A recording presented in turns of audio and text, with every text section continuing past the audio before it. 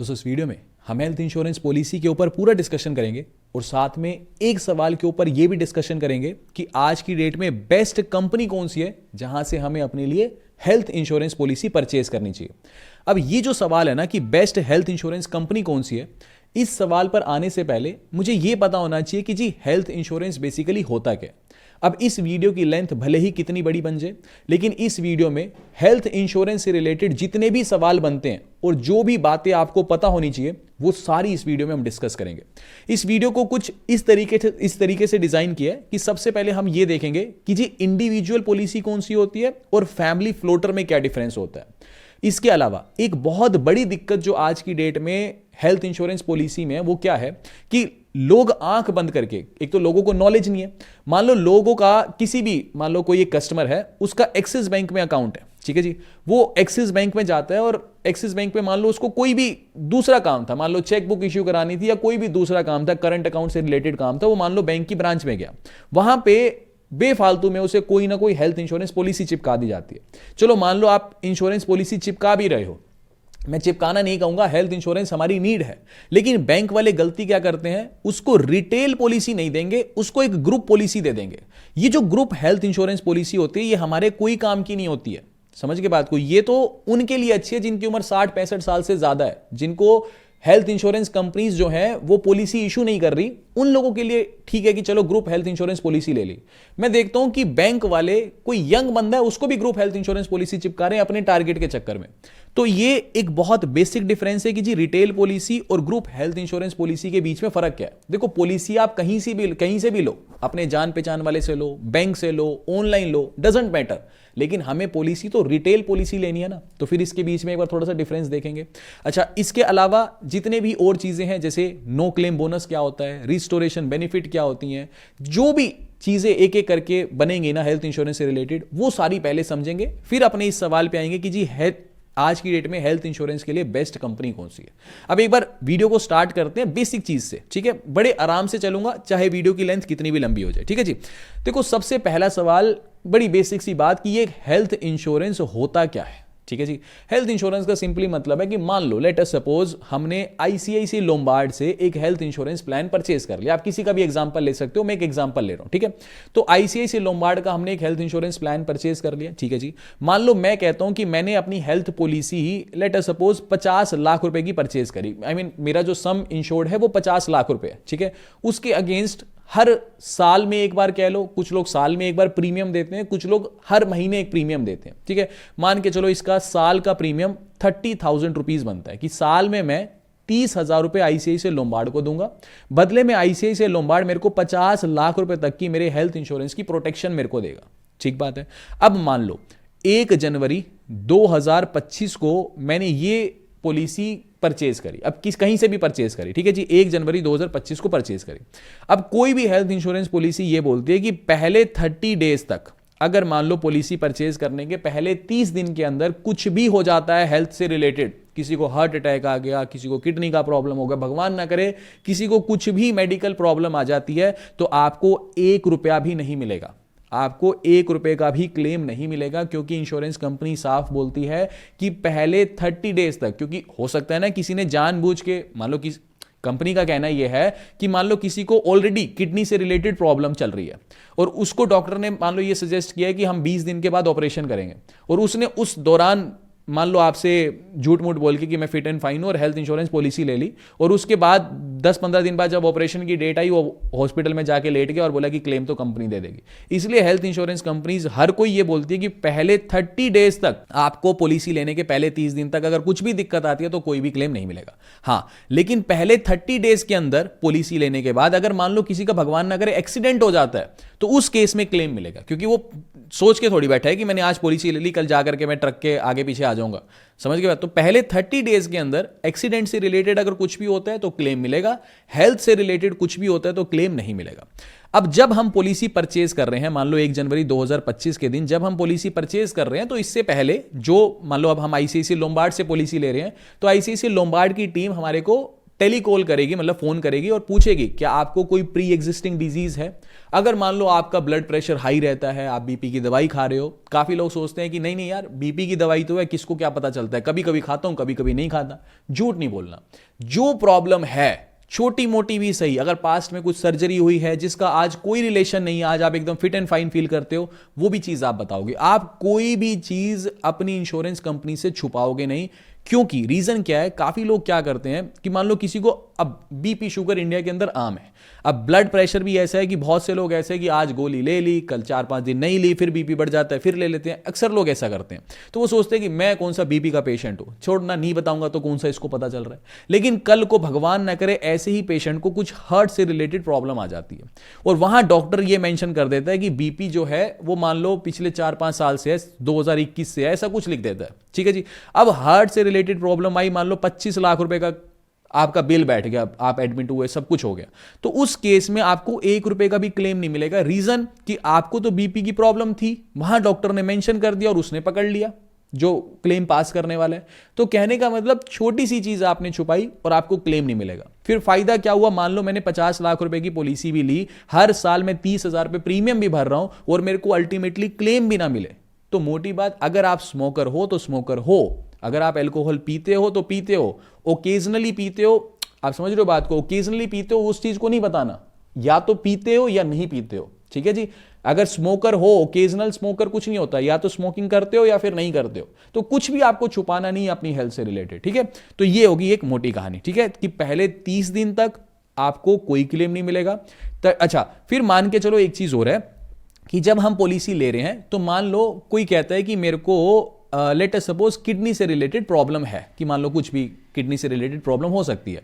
Policy लेते वक्त उसने ये चीज एडमिट कर ली और मान लो आईसीआईसीआई लोम्बार्ड ने उसको पॉलिसी दे भी दी। ठीक है जी। तो ये जो किडनी से रिलेटेड उसको पहले से प्रॉब्लम थी, पॉलिसी लेने से पहले प्रॉब्लम थी ना, तो इसको बोला जाता है प्री एग्जिस्टिंग डिजीज, यानी पॉलिसी लेने से पहले से ही उसको किडनी से रिलेटेड डिजीज है।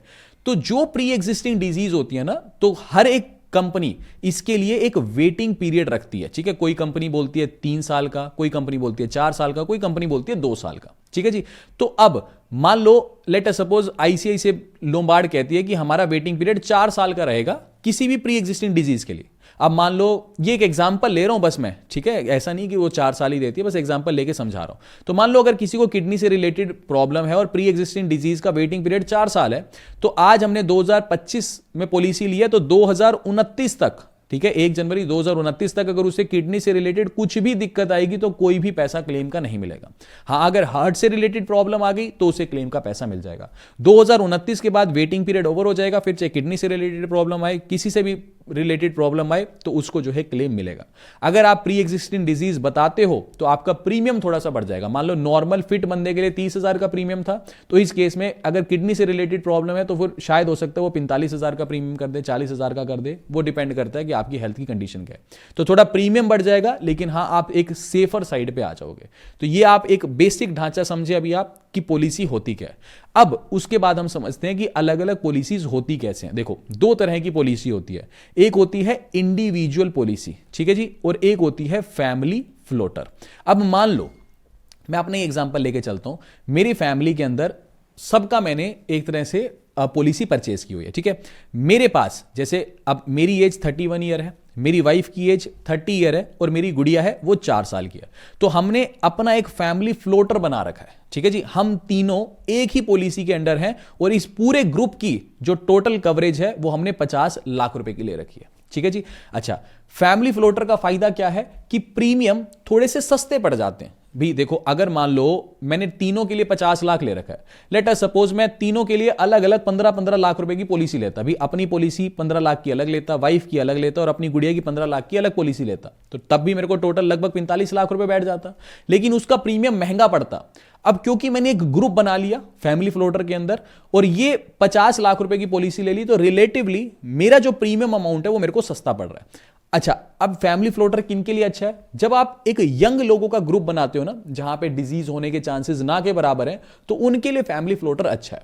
अब मेरे फादर, ठीक है, मेरे फादर और मेरी मदर, इनके लिए 25 लाख रुपए की पॉलिसी अलग और 25 लाख रुपए की पॉलिसी अलग ले रखी है। ठीक है, ये इंडिविजुअल पॉलिसी इनके नाम से ले रखी है, इनका मैंने कोई फैमिली फ्लोटर नहीं बनाया।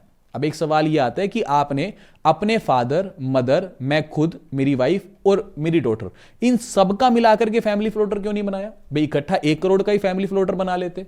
देखो, जब आप फैमिली फ्लोटर बनाते हो तो फैमिली फ्लोटर का जो टोटल प्रीमियम है, ठीक है, कि आप हर साल कंपनी को कितना पैसा दोगे, ये इस बात पर डिपेंड करेगा सिर्फ कि उस ग्रुप में जो एल्डेस्ट मेंबर है, जो सबसे बड़ी उम्र का मेंबर है, जैसे इस केस में मेरे फादर हो जाएंगे, ठीक है, तो मेरे फादर की क्या एज है और मेरे फादर की क्या हेल्थ कंडीशन है, इसके ऊपर ही डिपेंड करेगा पूरे ग्रुप का प्रीमियम। समझ के बात को? तो अगर मैं अपने फादर और मदर को भी ऐड कर लूंगा तो मेरे फादर की एज 65 ईयर्स है, अभी मेरी एज 31 है, तो मेरे ग्रुप में जो प्रीमियम की कॉस्ट है वो 31 एज के हिसाब से बना है। और अगर मैं फादर को ऐड कर लूंगा तो पांचों लोगों का प्रीमियम 65 की एज के हिसाब से बन जाएगा, तो वो अल्टीमेटली मेरे को महंगा पड़ेगा। ठीक है, अच्छा, अब एक सवाल आता है कि फिर फादर और मदर का ग्रुप क्यों नहीं बनाया? देखो, अब रीजन ये है कि अगर मान लो मैं इनका ग्रुप बना लेता, अब फादर और मदर एक ऐसी एज में जा रहे हैं जहां प्रोबेबिलिटी बढ़ जाती है कि आपको डिजीज होगी, ठीक है, ओल्ड एज के अंदर। तो अगर मैं इनका ग्रुप बना लूं, ठीक है, मान लो मैं 50 लाख रुपए का एक ग्रुप बना लूं, भगवान ना करे कभी जरूरत दोनों को पड़ जाए, तो वो रिस्क ना लेते हुए इसीलिए वो अलग अलग मैंने यूज किया। समझ के बात को? तो बनाने को वैसा ही बना सकते थे, फादर मदर का मैं ग्रुप बना सकता था, उसमें कोई प्रॉब्लम नहीं है, लेकिन अगर मान लो इकट्ठे जरूरत पड़ गई तो उस केस में फिर प्रॉब्लम आ सकती थी। ठीक है, तो ये अभी हमने समझा इंडिविजुअल पॉलिसी और फैमिली फ्लोटर। अच्छा, एक चीज और सवाल इसमें आता है, जैसे अब मेरे वाले ग्रुप में एक तो मैं हो गया, ठीक है जी, एक मेरी वाइफ हो गई, 31 ईयर का मैं हो गया, 30 ईयर की वाइफ हो गई और 4 ईयर की मेरी डॉटर हो गई। ठीक है, अब डॉटर मेरे ऊपर डिपेंडेंट है, ठीक है, अब डॉटर की मैं अलग से पॉलिसी भी ले सकता था। वैसे मिनिमम इंडिविजुअल अगर किसी को पॉलिसी लेनी है तो उसकी एज 91 डेज होनी चाहिए। ठीक है, एक चीज वैसे ही बता रहा हूं। अब यहां पे मैंने अपनी डॉटर को ग्रुप में डाल दिया, तो मेरी डॉटर मेरे ग्रुप में कब तक रह सकती है? जब तक वो मेरे ऊपर डिपेंडेंट है, सिर्फ तब तक ही मेरे ग्रुप में रह सकती है। यानी बच्चा आपके ग्रुप में तब तक रह सकता है जब तक वो आपके ऊपर डिपेंडेंट है। ठीक है, अच्छा, जब 25 साल की वो हो जाएगी, अक्सर ज्यादातर कंपनीज 25 ही एज रखती हैं, कुछ कंपनीज 18 भी रखती हैं, तो जब 25 साल की वो एज में हो जाएगी तो यहां से उसको एग्जिट करके ये फैमिली फ्लोटर मेरा और वाइफ का रह जाएगा और जो डॉटर है उसके लिए इंडिविजुअल पॉलिसी इशू कर दी जाएगी। तो ये जो हिस्ट्री है कि आपने लगातार कोई क्लेम नहीं लिए, ये सब कुछ जो बेनिफिट्स हैं वो इंडिविजुअल पॉलिसी में भी ट्रांसफर हो जाते हैं। ठीक है, तो ये काफी लोगों का सवाल होता है भी फैमिली फ्लोटर में है, कल को मान लो भी बेटी को तो आपने फैमिली फ्लोटर में रख लिया, मेनली लड़कों के लिए इतना नहीं पूछा जाता, लड़कियों के लिए पूछा जाता है। कल को मान लो 26-27 साल में जब गुड़िया की आप शादी करोगे तो उस केस में तो फिर वो तो अपने घर चली जाएगी अपने हस्बैंड के पास। ठीक है जी, तो उस केस में आपके साथ ही थोड़ी पॉलिसी चलती रहेगी, नहीं, आप इसको 18 साल के बाद कभी भी एग्जिट करवा सकते हो और मैक्सिमम 25 साल तक अपने साथ ग्रुप में रख सकते हो। ठीक है, तो जब वो एक तरह से समझ के मतलब 18 साल से ऊपर एज हो जाएगी तो एग्जिट कर सकते हो, फिर वो इंडिविजुअल पॉलिसी बन जाएगी। फिर कल को जब उसकी शादी होगी तो मान लो वो और उसका हस्बैंड वो अगर ग्रुप पॉलिसी बनाना चाहे, फ्लोटर पॉलिसी बनाना चाहे, ग्रुप मत बोलो इसको, फ्लोटर ही बोलो, ग्रुप पॉलिसी अलग हो जाती है, तो वो अगर एक फ्लोटर पॉलिसी बनाना चाहे तो इकट्ठे भी फ्लोटर पॉलिसी बना सकते हैं। अब आप आगे आ जाओ, ये सबसे जरूरी चीज है कि रिटेल पॉलिसी और ग्रुप पॉलिसी, वो मैं पीछे 2-3 बार ग्रुप बोल गया, वो ग्रुप मत बोलो, उसको फ्लोटर ही बोलो। फ्लोटर का मतलब है 3 लोग इकट्ठे, ग्रुप पॉलिसी बिल्कुल अलग है, ग्रुप पॉलिसी हमें नहीं लेनी। फ्लोटर हम ले सकते हैं, कंफ्यूज मत होना। फैमिली फ्लोटर का मतलब तो यह है कि मैं, मेरी वाइफ और मेरी गुड़िया एक फ्लोटर बना लिया। ठीक है, ग्रुप पॉलिसी का मतलब क्या है? जैसे मान लो आप किसी कॉर्पोरेट कंपनी में काम करते हो, है ना, तो आपकी कंपनी भी आपको हेल्थ इंश्योरेंस पॉलिसी देती है। मान लो उस कॉर्पोरेट कंपनी में 100 लोग काम करते हैं, तो और मान लो किसी हेल्थ इंश्योरेंस कंपनी से मान लो नीवा बुपा से ही ले लो, मान लो नीवा बुपा हेल्थ इंश्योरेंस है, उससे इस कॉर्पोरेट कंपनी ने 100 लोगों के लिए ग्रुप पॉलिसी परचेज कर ली। ठीक बात है। अब इस ग्रुप पॉलिसी का कोई वेटिंग पीरियड नहीं होता भाई, अगर कल कोई बीमार हो गया तो उसको भी क्लेम मिल जाता है। ठीक है, लेकिन अब मान लो ये पॉलिसी चल रही है, अब मान लो ये पॉलिसी 10 साल तक चलती रही।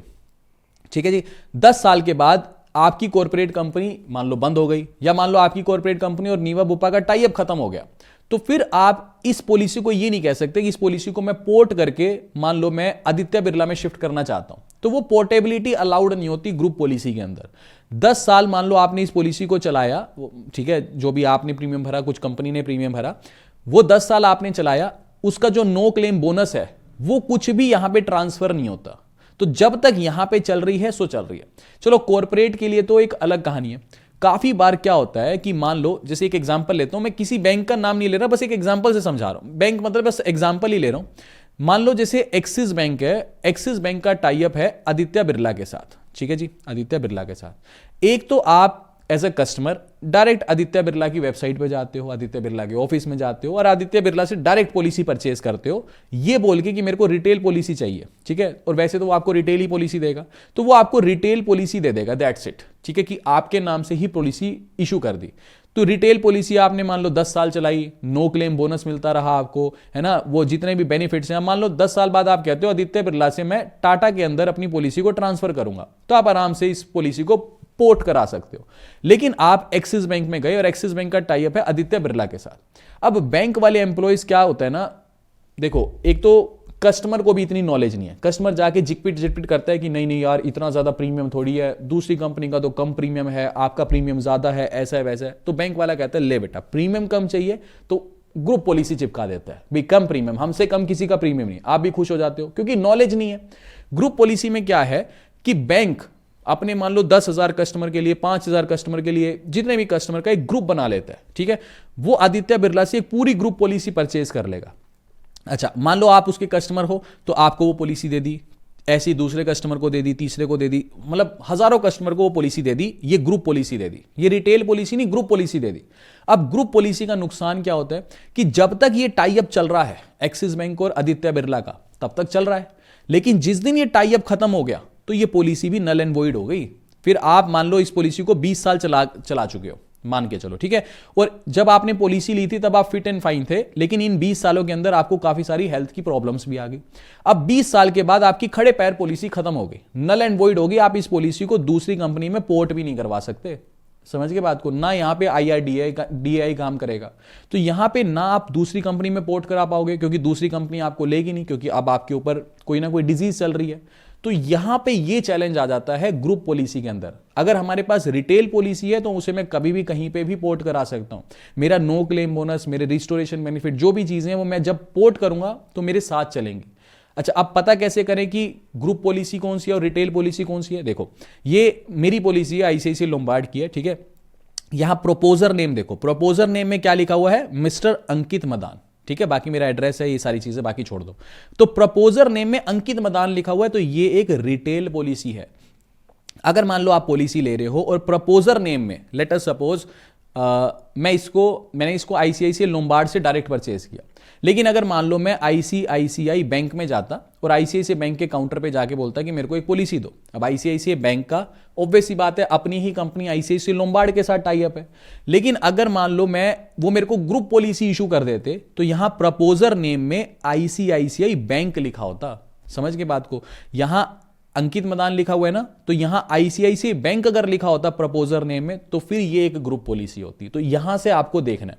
अब आप किसी भी प्लेटफॉर्म से लेते हो, लेट अस सपोज कि मान लो अगर आप एक्सिस बैंक में ही जा रहे हो, ठीक है, तो मैं ये नहीं कह रहा कि बैंक से पॉलिसी मत लो, आप एक्सिस बैंक के कस्टमर हो, आप बैंक में जाओ, उनका टाई अप आदित्य बिरला के साथ है, आप जाकर के बोल दो भाई मेरे को ग्रुप पॉलिसी नहीं लेनी, मेरे को रिटेल पॉलिसी ही लेनी है, तो कोई प्रॉब्लम नहीं है, वो रिटेल पॉलिसी भी दे देंगे। बस इसके प्रीमियम थोड़े ज्यादा होते हैं, भी बैंक वाले चला के उनके पास हर चीज का तोड़ है। आप जाके झिटपिट कर रहे हो, नहीं नहीं इतना प्रीमियम यार, वो तो इतना कम दे रहा है, आप इतना ज्यादा दे रहे हो, वो कहेगा ले बेटा फिर ग्रुप पॉलिसी ले ले। ठीक है, आपको कौन सा पता चल रहा है कि ग्रुप पॉलिसी है क्या, कौन सी पॉलिसी? आपने तो सोच लिया हेल्थ इंश्योरेंस ले लिया मैंने आज जा करके। ठीक है, ये क्यों जरूरी हो जाता है, मैं इसका लाइव एग्जांपल बताता हूं। मेरे को एग्जैक्टली याद नहीं आ रहा, जब मर्जर हुए थे ना, सिंडिकेट बैंक होया करता था पहले, ठीक है, जब इसका मर्जर हो गया था उस टाइम पे मेरे रिलेटिव थे, सिंडिकेट बैंक का किसी इंश्योरेंस कंपनी के साथ टाई अप था। ठीक है, तो जब उन्होंने 20 साल से पॉलिसी चला रखी थी, 20-25 साल से, तो हुआ क्या, जब ये मर्जर हुआ ना तो इसका कुछ टाई अप खत्म हो गया, इसके साथ टाई अप खत्म हो गया। तो जब टाई अप खत्म हो गया तो ये पॉलिसी भी नल एंड वॉइड हो गई। जब उन्होंने पॉलिसी ली थी तब वो फिट एंड फाइन थे, लेकिन इस 20 सालों के अंदर उनको ब्रेन का भी प्रॉब्लम हो गया, काफी दिक्कत हो गई थी, ब्रेन की भी सर्जरी हुई थी, तो अब उनके ऊपर तो बहुत सारी प्री एग्जिस्टिंग डिजीज आ गई। अब यहां से पॉलिसी खड़े पैर बंद हो गई, अब दूसरी कंपनी उस पॉलिसी को पकड़ेगी नहीं। समझ के बात को, तो ये सिंपल सा लॉजिक होता है। अगर मैं रिटेल पॉलिसी ले रहा हूं, लेट अस सपोज मैंने आदित्य बिरला से डायरेक्ट, मतलब मैंने एक्सिस बैंक में ही गया और पॉलिसी मैंने आदित्य बिरला से ली, ठीक है, मतलब कहने का मतलब एक्सिस बैंक से ही पॉलिसी ली, लेकिन ये बोल के लिया कि रिटेल पॉलिसी चाहिए, और पॉलिसी में मेरे को आदित्य बिरला की मिल गई। तो अब इस कंडीशन में कोई ये डर थोड़ी है कि मेरा एक्सिस बैंक के साथ अगर टाई अप खत्म हो गया तो मेरी पॉलिसी तो खत्म हो जाएगी। देखो टाई अप खत्म होना तो बहुत आसान है, कभी भी उनके रिलेशन खराब हो गए वो टाई अप खत्म हो जाएगा, लेकिन अगर रिटेल पॉलिसी है वो तो तभी खत्म होगी जिस दिन आदित्य बिरला बंद हो जाए। समझ के बात को, जिसकी प्रोबेबिलिटी ना के बराबर है, क्योंकि IRDAI इसको होने नहीं देगा भाई, या तो वो इसको सपोर्ट करेगा या दूसरी कंपनी का शेयर इसमें डलवाएगा, ये बंद नहीं होने देगा, क्योंकि उसको पता है कि फिर लाखों लोगों की पॉलिसीज बंद हो जाएगी। इसीलिए डायरेक्ट, वैसे तो कोशिश करो कि जो इंश्योरेंस कंपनीज हैं डायरेक्ट उनसे ही आप परचेज करो, बजाय कि बैंक में जाके बैंकों के थ्रू परचेज करने के, ठीक है, क्योंकि फिर वहीं कुछ ना कुछ आपको इतनी नॉलेज नहीं होगी, फिर वो आपको ग्रुप पॉलिसी चिपका देंगे।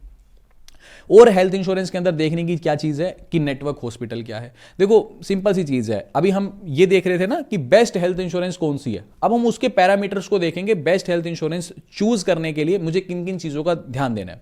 जैसे जिस हेल्थ इंश्योरेंस कंपनी के सबसे ज्यादा नेटवर्क हॉस्पिटल है वो मेरे लिए बेस्ट है। नेटवर्क हॉस्पिटल का मतलब यह है, जैसे केयर हेल्थ इंश्योरेंस है, इसके देश भर में 16,500 नेटवर्क हॉस्पिटल है। मतलब इसमें से अगर मान लो मेरे पास केयर हेल्थ इंश्योरेंस है और मुझे भगवान न करे कुछ दिक्कत हो जाए, तो इन 16,500 में से अगर मैं किसी भी हॉस्पिटल में जाता हूं तो मेरे को कैशलेस क्लेम मिल जाएगा। ऐसा नहीं होगा कि एक बार मान लो 1 लाख रुपए बिल आया, तो ऐसा नहीं होगा कि 1 लाख रुपए एक बार अपनी जेब से डाल दो फिर वो बिल से क्लेम रेज कर लेना, ऐसा नहीं होगा। मेरे को जाना है, अपना हेल्थ इंश्योरेंस वाला कार्ड अपनी ऐप से डाउनलोड करके उनको दे देना है, अपना आधार कार्ड देना है, दैट्स इट, मैं एडमिट हो सकता हूं, मेरा पूरा क्लेम कैशलेस पास होगा।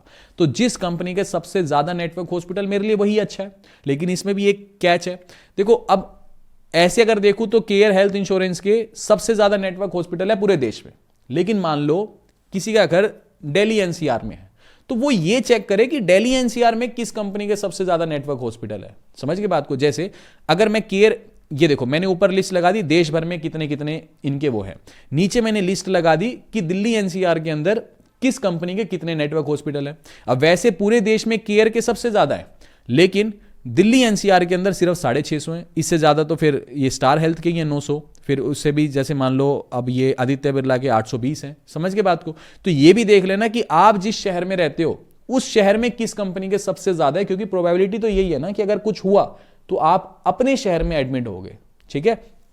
तो ये चीज भी देख लेना, और ये भी देख लेना कि आप किस में आपका फैमिली डॉक्टर कौन से हॉस्पिटल में बैठता है, लाइक समझ के बात को, किस हॉस्पिटल को आप प्रेफर करते हो हर टाइम, वो है या नहीं है। तो पूरी लिस्ट आती है, जब आप चेक करोगे ना पॉलिसी को तो पूरी लिस्ट आती है नेटवर्क हॉस्पिटल की, वहां से आप चेक कर सकते हो। अच्छा, इसके बाद अब एक चीज आती है कि प्री और पोस्ट हॉस्पिटलाइजेशन एक्सपेंस क्या होते हैं। देखो पहले समझते हैं फिर देखते हैं।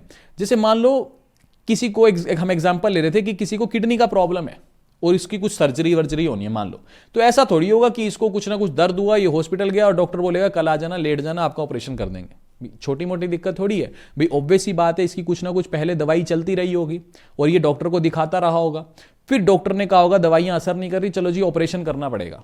सिंपल सी चीज है। तो जब तक डॉक्टर ने ये नहीं कहा कि ऑपरेशन करना पड़ेगा, मतलब ऑपरेशन जिस दिन हुआ है उससे पहले भी तो कुछ ना कुछ टाइम तक दवाइयां चली होंगी, तो इस दवाइयों को बोलते हैं प्री हॉस्पिटलाइजेशन एक्सपेंस। भाई जिस दिन आप हॉस्पिटलाइज्ड हुए थे उससे पहले का जो एक्सपेंस है उसे हम बोलते हैं प्री हॉस्पिटलाइजेशन एक्सपेंस, और जिस दिन आप एडमिट हो गए उसके बाद भी तो दवाइयां चलेंगी, उसके बाद जो दवाइयों का खर्चा होगा उसको बोलते हैं पोस्ट हॉस्पिटलाइजेशन एक्सपेंस। अब कुछ कंपनी बोलती हैं कि जिस दिन आप एडमिट हुए उससे 90 दिन पहले तक का जो भी खर्चा हुआ उसका बिल भी हम देंगे, और एडमिट होने के बाद जब आप घर चले गए उसके मान लो 90 दिन बाद तक का भी खर्चा हम देंगे। तो इसको बोलते हैं प्री हॉस्पिटलाइजेशन और पोस्ट हॉस्पिटलाइजेशन एक्सपेंस। अब जो कंपनी मेरे को ये विंडो ज्यादा से ज्यादा देगी मेरे लिए तो वही अच्छी है, ठीक है। जैसे फॉर एग्जांपल केयर है, केयर कहते हैं 30 दिन का तो हम प्री हॉस्पिटलाइजेशन एक्सपेंस दे देंगे और 60 दिन का हम पोस्ट हॉस्पिटलाइजेशन एक्सपेंस दे देंगे। ये पूरी लिस्ट ना एक अप्रोक्स डाटा के हिसाब से बनी है। जैसे फॉर एग्जांपल ICICI कहते हैं 60 दिन का प्री हॉस्पिटलाइजेशन और 180 दिन का पोस्ट हॉस्पिटलाइजेशन एक्सपेंस। तो ये एक एवरेज से मैंने बनाई है, क्योंकि ICICI कोई एक पॉलिसी नहीं बेच रहा, कई सारी पॉलिसीज हैं, इसके अलावा भी काफी पॉलिसीज हैं। अब किसी पॉलिसी में तो बोलते हैं 60 दिन पहले 180 दिन बाद में, किसी में बोलते हैं 30 दिन पहले 60 दिन बाद में। तो ये एक अप्रोक्सीमेट डाटा के हिसाब से मैंने बनाई है। जो आप पॉलिसी लोगे तो उसमें आप चेक कर लेना कि उसका प्री और पोस्ट हॉस्पिटलाइजेशन एक्सपेंस कितना मिल रहा है आपको, ठीक है। चलो ये चीज मैंने आपको बता दी। फिर एक थोड़ी सी टेक्निकल चीज आती है, काफी लोग बोलते हैं कि जी क्लेम सेटलमेंट रेशियो और इनकर्ड क्लेम रेशियो को चेक कर लिया करो। क्लेम सेटलमेंट रेशियो जितना ज्यादा होगा उतनी ही अच्छी हमारी हेल्थ इंश्योरेंस कंपनी है। जैसे मान लो अगर किसी कंपनी के पास टोटल 100 क्लेम आए साल भर में और उसमें से 99 क्लेम्स को कंपनी ने पास कर दिया, एक क्लेम को कंपनी को लगा कि ठीक नहीं है, उस क्लेम को कंपनी ने रिजेक्ट कर दिया, तो क्लेम सेटलमेंट रेशियो कितना हो गया? 99% हो गया। तो जितना ज्यादा क्लेम सेटलमेंट रेशो होगा उतनी कंपनी में अच्छी, इसलिए कहूंगा कि मेरे को यह लग रहा है कि हां ये कंपनी क्लेम पास कर देती है, अननेसेसरी क्लेम्स को रोकती नहीं है। तो जैसे स्टार हेल्थ का क्लेम सेटलमेंट रेशो 99.06% है, ऐसे ही केयर हेल्थ का कम है, 95% है, कि 5% क्लेम तो ये रिजेक्ट कर देती है, तो थोड़ा सा डाउट हो गया। ठीक है, तो ऐसे करके आप क्लेम सेटलमेंट रेशो को चेक कर सकते हो।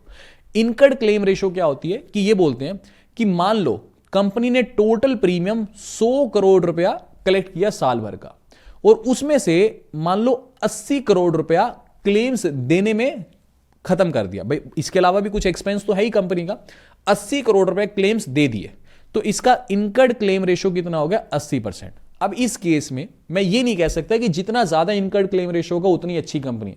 क्यों? क्योंकि मान लो अगर 100 करोड़ रुपया क्लेम इकट्ठा हुआ, वो प्रीमियम इकट्ठा हुआ, जिसमें से मान लो 99 करोड़ रुपए कंपनी ने क्लेम्स देने में ही खत्म कर दिए। अब इसके अलावा कंपनी के और भी तो खर्चे हैं, भाई ऑफिस भी चल रहा है, प्रिंटर भी चल रहा है, एम्प्लॉइज की सैलरी भी है, और भी खर्चे हैं, और मान लो 5 करोड़ रुपए कंपनी ने अदर एक्सपेंस में खत्म कर दिए, तो फिर मेरे लिए तो ये खतरनाक कंपनी होगी, कभी भी बंद हो सकती है। भाई 100 करोड़ रुपए तो प्रीमियम इकट्ठा कर रही है, 104 करोड़ रुपए का इसका खर्चा है, तो कंपनी तो कभी भी बंद हो जाएगी। इसलिए बोला जाता है कि इनकर्ड क्लेम रेशो जो है वो 60% से लेके 75% तक इसकी बेस्ट रेंज है। जिस कंपनी का इनकर्ड क्लेम रेशो 60% से 75% है, मान लो 70% है जी, तो मान लो 100 करोड़ रुपए का प्रीमियम इकट्ठा हुआ, जिसमें से 70 करोड़ रुपए क्लेम्स दे दिए, बचा हुआ 30 करोड़ है, कुछ प्रॉफिट भी निकालेगी, कुछ सैलरीज है, ऑफिस एक्सपेंस है, 100 तरह के खर्चे हैं, उसमें भी चला जाएगा। तो कंपनी कहीं ना कहीं मैं कह सकता हूं कि जी स्टेबल है, लंबे समय तक चलती रहेगी। मैं अपनी लाइफ को, मतलब जो भी हेल्थ इंश्योरेंस है, प्रोटेक्शन देगी, लेकिन इतना इतना क्लेम बांटेगी तो मेरे लिए खतरा है ना कि कल को कंपनी बंद हो जाएगी, तो फिर मेरा फायदा क्या हेल्थ इंश्योरेंस चलाने का। तो ये चीजें हैं। तो इनकर्ड क्लेम रेशो की रेंज चेक कर लेना, 60% से 75% के बीच में है, तो अच्छा ये रेशो माना जाता है। ठीक है, अच्छा अगर अभी तक आपको ये वीडियो इन्फॉर्मेटिव लग रहा है तो प्लीज रिक्वेस्ट है कि वीडियो को लाइक और चैनल को सब्सक्राइब जरूर करना, क्योंकि इसके लिए आपको कुछ पैसे नहीं देने, बट हाँ अगर आपको लग रहा है जरा से भी नॉलेज एनहांसमेंट आपकी हुई है तो प्लीज वीडियो को लाइक और चैनल को सब्सक्राइब, और नीचे कुछ भी अच्छा पॉजिटिव कमेंट आप करना, कुछ सुझाव है अगर आपके कि कैसे हम वीडियोस को और इंप्रूव कर सकते हैं, तो वो भी प्लीज आप कमेंट जरूर करना। ठीक है, अच्छा इसके अगला बेनिफिट आता है कि जी मैटरनिटी बेनिफिट। अब देखो मैटरनिटी बेनिफिट अगर कोई मेल है, ठीक है जी, तो उसको लेने का क्या फायदा है, उसने कोई अपनी कोख से बच्चा तो पैदा करना नहीं है, तो फीमेल अगर कोई है उसके लिए ही बेटर है। अब कुछ पॉलिसीज ऐसी होती हैं कि मैटरनिटी बेनिफिट है ही है, तो आप ये तो कह नहीं सकते कि कोई मेल है तो वो इसको हटाओ जी, जो है तो है, एडिशनल हम लेके कुछ करेंगे नहीं। ठीक है, अच्छा अब फीमेल के लिए मैटरनिटी बेनिफिट अगर मान लो कुछ है तो उसका कुछ एक वेटिंग पीरियड होता है। ठीक है, मैटरनिटी बेनिफिट में कवरेज क्या क्या मिल जाती है, देखो पहली तो प्री डिलीवरी जितने भी एक्सपेंस होते हैं, डॉक्टर को दिखाना, चेकअप करना, अल्ट्रासाउंड, मेडिसिन, डॉक्टर कंसल्टेंट्स, ये सारे खर्चे कवर हो जाते हैं। फिर डिलीवरी के दौरान नॉर्मल डिलीवरी हो या सी सेक्शन डिलीवरी हो, ये सब कुछ कवर मिल जाता है। पोस्ट डिलीवरी एक्सपेंस भी सब कवर हो जाते हैं कि बाद में दवाइयाँ, रेगुलर चेकअप जो भी थोड़ा टाइम तक चलते हैं, 15-20 दिन चलते हैं, वो दिखाना होता है। फिर न्यू बॉर्न जो बेबी है उसको भी अगर मान लो पहले 90 दिन तक अगर कुछ भी प्रॉब्लम आ जाए, भगवान ना करे, तो वो भी सारा कवर होता है। और अगर मान लो भगवान ना करे प्रेगनेंसी के दौरान कुछ भी कॉम्प्लिकेशन आ जाती है, तो वो भी सारा कुछ कवर होता है। ये सब कुछ मैटरनिटी के अंदर कवर होता है। अब अलग अलग कंपनीज है, या मैंने लिस्ट लगा दी है, जैसे केयर हेल्थ है, ये बोलते हैं कि 2 साल से लेके 4 साल तक वेरी करता है, अलग अलग पॉलिसीज है ना, कुछ में 2 साल, कुछ में 4 साल वेटिंग पीरियड है इनका। ठीक है, ऐसे नीवा बुपा का 2 साल है, किसी का 3 साल है, किसी का 3 साल है। अब ये चीज है कि आपको देखना होगा, मान लो कोई फीमेल है, लेट अस सपोज उसकी एज 24 साल है जी, ठीक है जी, या मान लो किसी की एज 23 साल है, इस फीमेल ने सोचा कि जब मैं 27 साल की होंगी तब मैं शादी करूंगी। 27 साल के बाद अगर शादी करती है तो 28 या 29 साल में इसको ऑब्वियस ही बात है बेबी होगा, तो इसके पास आराम से अभी 5-1 साल है पड़े, तो ये वेटिंग पीरियड ये वाला भी प्रेफर कर सकते हैं, इसको कोई जल्दबाजी नहीं है। लेकिन अगर मान लो किसी की शादी हो चुकी है या होने वाली है और उसकी एज मान लो 26 साल है, और इसी साल 2-3 महीने बाद उसकी शादी है, तो 1 या 2 साल के बाद ऑब्वियस ही बात है वो बेबी कंसीव करेगी, तो फिर उसको कुछ ऐसी पॉलिसी लेनी होगी जैसे नीवा बुपा टाइप हो गई है ना, जिसका वेटिंग पीरियड कम हो, जैसे आदित्य बिरला हो गया, 9 मंथ से 1 ईयर तक का सिर्फ वेटिंग पीरियड है। तो ये चीज आपको देखनी होगी। इसलिए मैंने वीडियो के स्टार्टिंग में आपको क्या बोला था कि बेस्ट हेल्थ इंश्योरेंस कंपनी कौन सी है, ये मैं एक लाइन में नहीं बता सकता, आपके लिए कौन सी बेस्ट है, समझ रहे हो बात को, आपके लिए कौन सी बेस्ट है ये आपको ही चूज करना पड़ेगा कि आपकी जरूरत क्या है। ठीक है ना, अगर मान लो कोई फिट एंड फाइन है इंसान, ठीक है, और ऐसी पॉलिसी लेता है जो बेस्ट है, लेकिन उस पॉलिसी के अंदर प्री एग्जिस्टिंग डिजीज का वेटिंग पीरियड 5 साल है, तो उसको कोई चैलेंज नहीं है, वो फिट एंड फाइन है, 5 साल भी वेट कर लेगा।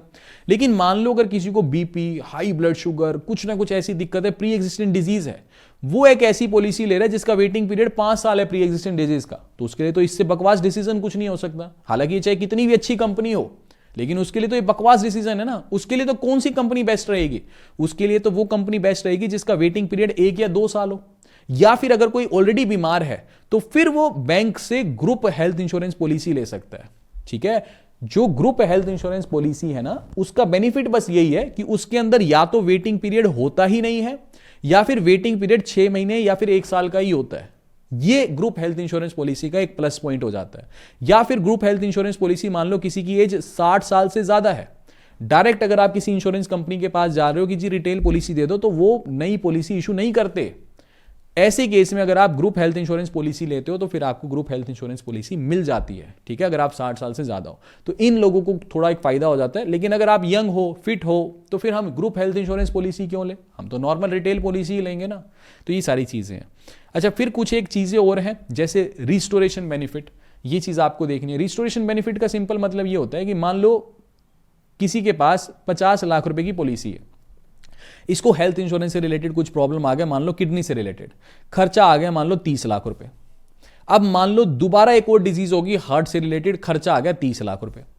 तो कंपनी बोलती है कि अब अलग अलग डिजीज है ना, तो कोई दिक्कत नहीं, अब 30 लाख रुपए खर्च हो गया, वैसे तो 20 लाख बचा था, लेकिन हम इसको रिफिल कर देंगे, दोबारा 50 लाख कर देंगे। अगली बार जब क्लेम आएगा अलग डिजीज से रिलेटेड, तो 30 लाख रुपए हम दोबारा पूरा ही दे देंगे। तो इसको बोलते हैं रीस्टोर, कि एक बार खर्चा आया, हमने ऑटोमेटिकली आपके जो सम इंश्योर्ड था उसको रीस्टोर कर दिया। लेकिन रीस्टोर कब किया? जब अलग अलग डिजीज होगी तब। कुछ कंपनी बोलती है 50 लाख रुपए का इंश्योरेंस है, 30 लाख का खर्चा आया किडनी से रिलेटेड, दोबारा 30 लाख का सेम ईयर ही खर्चा आ गया किडनी से रिलेटेड, कोई बात नहीं, एक बार खर्चा आया, हम दोबारा रीस्टोर करके इसको 50 लाख कर देंगे, कोई दिक्कत नहीं है, सेम बीमारी होगी तब भी रिस्टोरेशन बेनिफिट देंगे। तो इसको रिस्टोरेशन बेनिफिट बोलते हैं। अब इसके अंदर बहुत सारी कंडीशंस होती हैं। कुछ कंपनी बोलती है कि अलग अलग डिजीज के लिए देंगे, कुछ कंपनी बोलती है सेम डिजीज के लिए देंगे, कुछ कंपनी बोलती है लाइफ में सिर्फ एक बार ही रिस्टोरेशन बेनिफिट देंगे। तो अपना रिस्टोरेशन बेनिफिट पढ़ लेना जब आप पॉलिसी लोगे। इन चीज़ों के ऊपर ज़्यादा डिपेंडेंट नहीं होना, क्योंकि ये फीचर आज हैं, कल को हटा भी सकती है। देखो, हेल्थ इंश्योरेंस पॉलिसी सिर्फ और सिर्फ 1 साल का एग्रीमेंट है। अगर मान लो आज आपको 10 फीचर दिए जा रहे हैं, तो 1 साल खत्म होने के बाद ये पॉलिसी फिर से डिजाइन की जाती है। हो सकता है सेम 10 फीचर के साथ डिजाइन की जाए, हो सकता है 1 साल कंप्लीट होने के बाद सिर्फ 5 ही फीचर्स ऐड किए जाएं। तो आप ये नहीं कह सकते कि मैंने जब ली थी तब तो आपने बोला था 10 फीचर हैं, अब 5 फीचर कर दिए। तो सिर्फ और सिर्फ आपकी कंपनी के ऊपर ही डिपेंडेंट रहेगा ये सारा कुछ। वो चाहे 1 फीचर के साथ पॉलिसी चलाती रहे, क्यों? क्योंकि हेल्थ इंश्योरेंस पॉलिसी सिर्फ और सिर्फ 1 साल का एग्रीमेंट है आपके साथ। समझ के बात को, कोई लाइफ टाइम एग्रीमेंट नहीं होता। हर साल के बाद पॉलिसी फिर से डिजाइन की जाती है। वो एक अलग चीज है कि IRDAI की गाइडलाइंस है, उसके अंडर पॉलिसीज चलती हैं, तो कंपनीज ऐसा इतना बेवकूफ नहीं बना सकती।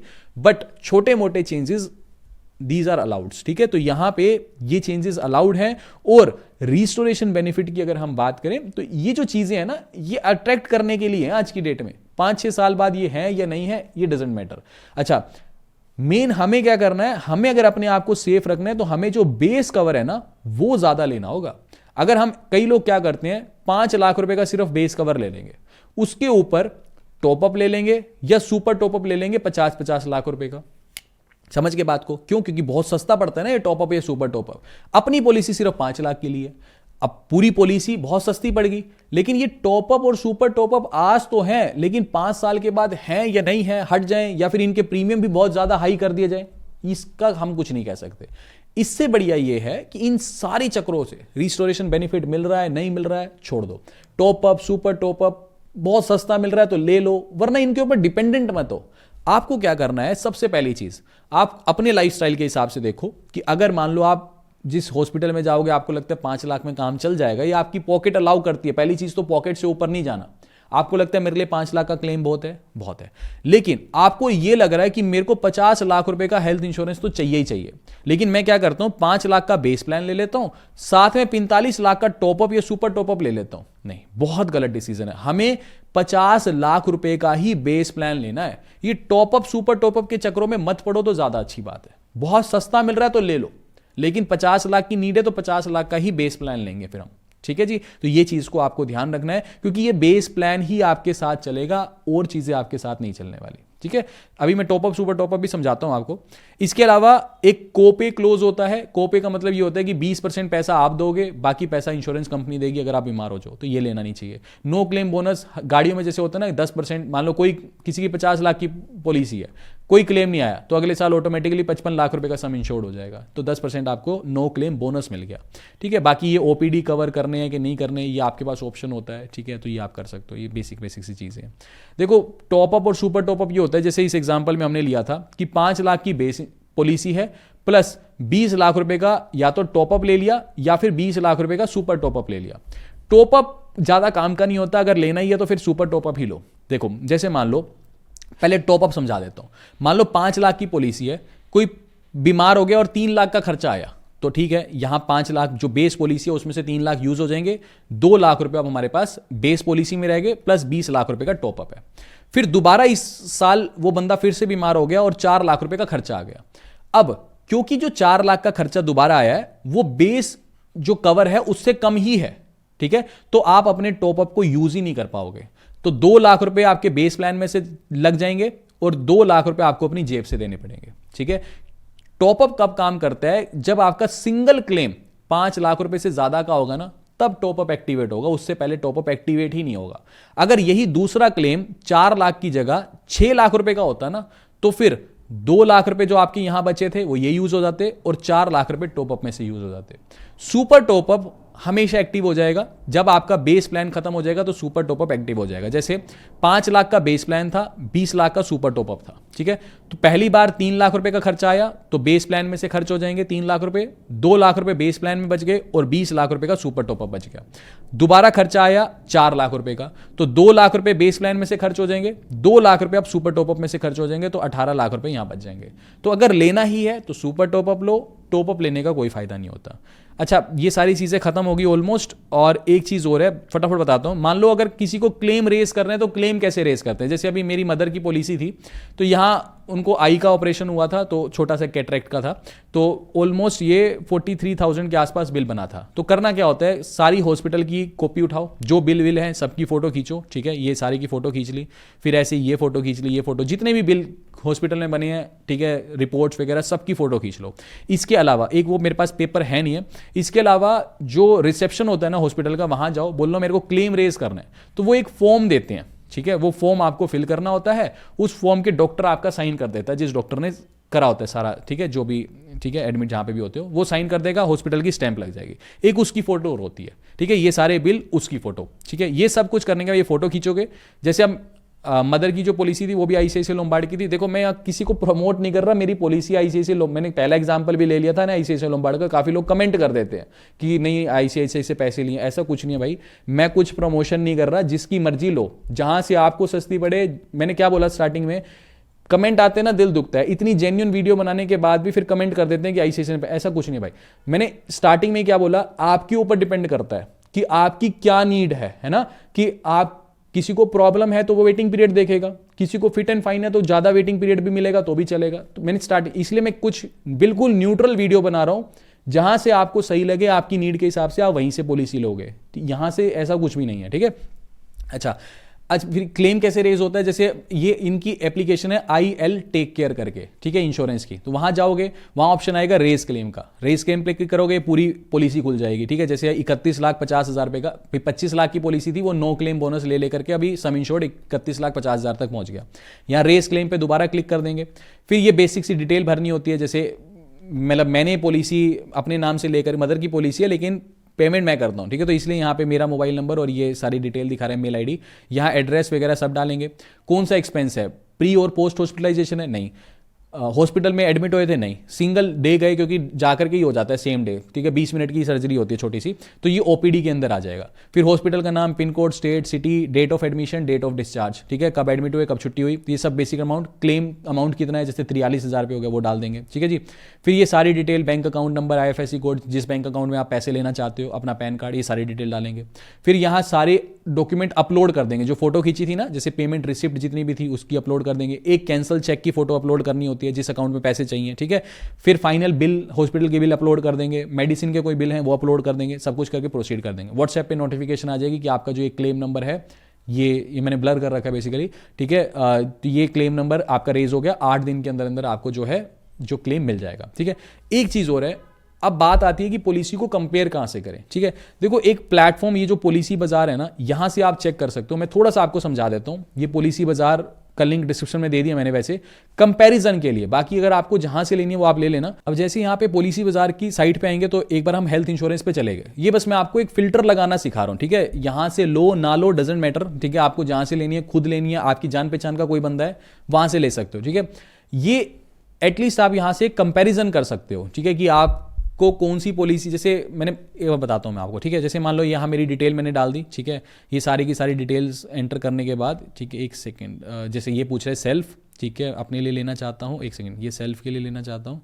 एज डाल दो, जैसे 31 ईयर डाल दी, सिटी डाल दी, ठीक है जी। फिर नाम, मोबाइल नंबर डाल दिया, ठीक है। ये प्रोसेस करेगा। ये पूछ रहा है कोई मेडिकल हिस्ट्री अगर है तो सेलेक्ट करना, otherwise none of these select कर लेना। फिर ये सारी अलग अलग पॉलिसीज आ गई जो ये ऑफर करते हैं, काफ़ी सारी, ठीक है, पॉलिसीज हैं। अब मेरे को क्या करना है, फिल्टर लगाने हैं। फिल्टर वाले सेक्शन में आपको जाना है, एक एक करके बस आपको फिल्टर लगाना है, फिर आपके लिए बेस्ट पॉलिसी आ जाएगी। तो ये फिल्टर लगा के आप देख लेना आपके लिए बेस्ट कौन सी है, फिर वो जहां से लेनी है वो आपसे, आपकी चॉइस है, वो आप देख लेना, ठीक है। तो मैंने यहां से सॉर्ट बाय के अंदर बाय रेलेवेंस कर दी, ठीक है। कवर पूछ रहा है कितना लेना है, जैसे मान के चलो मैं 10 लाख से 24 लाख के बीच में लेना चाहता हूं। रूम रेंट कैपिंग चाहिए तो नो रूम रेंट कैपिंग करना, ठीक है। मेरे को कोई बाद में चिटपिट चिटपिट नहीं चाहिए कि आपको ये रूम था, आपको 3 शेयरिंग वाला रूम था, आप सिंगल रूम में रह रहे हो, तो नो रूम रेंट कैपिंग ही हम पॉलिसी में लेंगे, ठीक है। पॉलिसी बेनिफिट के अंदर तो ये सारे बेनिफिट चाहिए मेरे को, प्री हॉस्पिटलाइजेशन एक्सपेंस भी चाहिए, पोस्ट भी चाहिए, डे केयर ओपीडी बेनिफिट भी चाहिए, मान लो नो क्लेम बोनस भी मैं लूंगा ही, रिस्टोरेशन बेनिफिट लेना चाहो तो ले सकते हो, ठीक है। फ्री हेल्थ चेकअप कोई कराता नहीं है, आपको लेने तो आप ले सकते हो। Doctor consultations and pharma free की जरूरत नहीं है, ठीक है। फिर प्रीमियम्स पूछ रहा है कि आप कितना चाहते हो। प्रीमियम के पीछे हम नहीं जाएंगे, हमें अच्छी हेल्थ इंश्योरेंस पॉलिसी चाहिए, तो नो प्रेफरेंस मैंने यहाँ पे कर दिया, ठीक है। पोर्टेबिलिटी तो मेरे को न्यू प्लान चाहिए, मैं एग्जिस्टिंग प्लान को पोर्ट नहीं कर रहा, ठीक है।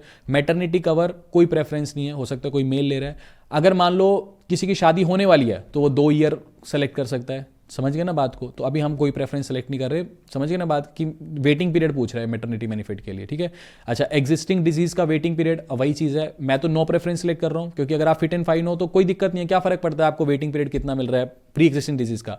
लेकिन अगर कोई बीमार है तो फिर वो 1 ईयर सेलेक्ट करे, ठीक है। तो ये सारे फिल्टर लगा के, ठीक है। फिर ये पॉलिसी पीरियड पूछ रहा है कि कितने साल के लिए आप पैसा भरोगे, तो आप 1 ईयर ही सिलेक्ट करो। जैसे ये बोल रहा है कि अगर 5 साल का इकट्ठा पैसा दे दोगे तो 16% बचेगा आपको प्रीमियम पे, डजेंट मैटर, आप 1 साल ही सिलेक्ट करो, ठीक है। इंश्योरर है कोई दिक्कत नहीं है, सारे वो करने दो, ठीक है। मैटरनिटी कवर ये नो प्रेफरेंस कर दिया। तो ये करने के बाद, फिल्टर करने के बाद ये रिजल्ट लगाऊंगा तो यहाँ अलग अलग प्रीमियम्स आ गए। जैसे 10 लाख की पॉलिसी बता रहा है, इसका 519 रुपये पर मंथ का जो है चार्ज है, ठीक है, फीस है इसकी।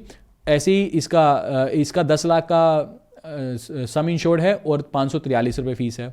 इसका जैसे स्मार्ट हेल्थ प्रो का 578 रुपये फीस है। तो ये सारी चीज़ें आप यहाँ से करके, यहाँ पे ऐड टू कंपेयर का ऑप्शन भी है कि आप अलग अलग, जैसे मान लो आपको ये वाली और स्टार की पॉलिसी है तो ये कंपेयर करनी है, तो यहाँ पे आप कंपेयर भी कर सकते हो।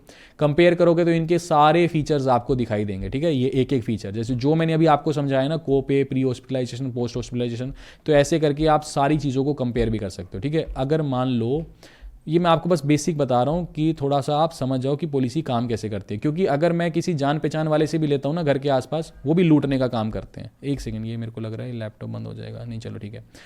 अब मान लो लेट अस सपोज मेरे को ये स्मार्ट हेल्थ प्रो ये हो गई, जैसे एक सेकंड रुको मैं बताता हूँ, ठीक है। ये फिल्टर लगा दिया इसने, ठीक है। मान लो अगर मेरे को केयर की पॉलिसी परचेज करनी है तो इस पर क्लिक करूँगा। सम इंश्योर्ड जो है ये मान लो 10 लाख का मेरे को ये शो कर रहा है, ठीक है। तो 1 साल का इतना प्रीमियम है, 2 साल के लिए इकट्ठा देता हूँ, 3 साल के लिए, 4 साल के, 5 साल के, तो इतना है। तो हम 1 साल के लिए भरेंगे, इकट्ठा भरने की जरूरत नहीं है, ठीक है। राइटर्स कोई लेने हैं तो आप ऐड कर सकते हो, ठीक है। फिर ये रिकमेंड कर रहे हैं सुपर टॉपअप, ये सारी की सारी चीज़ें, इनको आप छोड़ सकते हो, ठीक है। अगर लेनी है तो आप ले भी सकते हो। अगर मान लो इन केस कुछ चैलेंज आ रहा है तो आप इनके एडवाइजर से भी बात कर सकते हो। ठीक है, बाकी इधर से आप प्रोसीड करोगे तो ईजिली आपको जो ये पॉलिसी है यहाँ से बस बिल पेमेंट करनी है, तो इतना ये आसान होता है। बस मैंने आपको ऊपर ऊपर से बता दिया, बाकी तो खैर आपकी चॉइस है, जहाँ से आपको पॉलिसी परचेज करनी है वहाँ से परचेज करोगे। इसके अलावा काफ़ी लोग मेरे से ये पूछते हैं कि जी best zero balance savings account कौन सा है जिसे हम ऑनलाइन घर बैठे बैठे खोल सके। तो इसके लिए आप कोटक महिंद्रा बैंक का जीरो बैलेंस सेविंग्स अकाउंट खोल सकते हो, यानी इसके लिए कोई भी चार्जेस नहीं लगते, एकदम जीरो बैलेंस सेविंग्स अकाउंट आपका खुल जाता है। बेसिकली दो प्रकार के वहां पे अकाउंट खुलते हैं, एक क्लासिक अकाउंट खुलता है और एक सुपर अकाउंट खुलता है। दोनों ही जीरो बैलेंस सेविंग्स अकाउंट है, बस उनके अंदर थोड़ा सा फर्क है। अगर आप कोटक महिंद्रा बैंक का जीरो बैलेंस सेविंग्स अकाउंट खोलना चाहते हो तो वीडियो प्रॉपर बना रखी है जिसके अंदर अच्छे से इन दोनों के बीच के डिफरेंस को समझा रखा है। ये वाली वीडियो आप देख सकते हो, इस वीडियो का लिंक आपको डिस्क्रिप्शन में दे दूंगा, आसानी से वो वीडियो देखो। अगर आप इंटरेस्टेड हो तो वीडियो देख सकते हो और ऑनलाइन घर बैठे बैठे उस अकाउंट को भी खोल सकते हो। बाकी मिलते हैं आपसे अगली वीडियो में, अभी के लिए this is end of the video. Thanks for listening and thank you all.